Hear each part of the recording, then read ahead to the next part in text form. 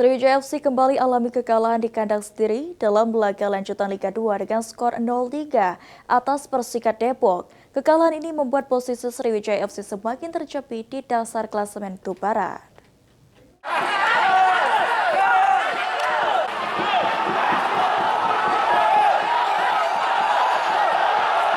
Kekalahan 0-3 dialami oleh Sriwijaya FC membuat kecewa ribuan supporter yang hadir di Stadion Gelora Sriwijaya Jakabaring.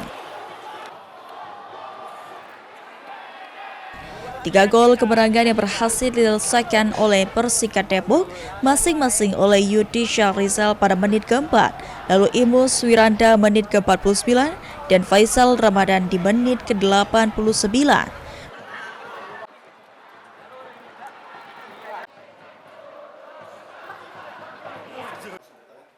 Pelatih Sriwijaya FC yang dijumpai usai pertandingan mengungkapkan jika kekalahan yang dialami Sriwijaya FC karena kelengahan pemain, sehingga ke depan akan dilakukan perbaikan.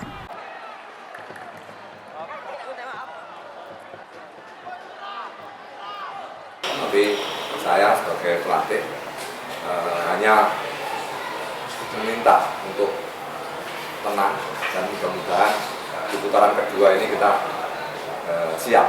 Itu yang diharapkan pelatih ke manajemen. Kekalahan 0-3 ini membuat posisi Sriwijaya FC semakin terjepit karena masih berada di dasar klasemen Grup Barat Liga 2. Tim Liputan, PAL TV.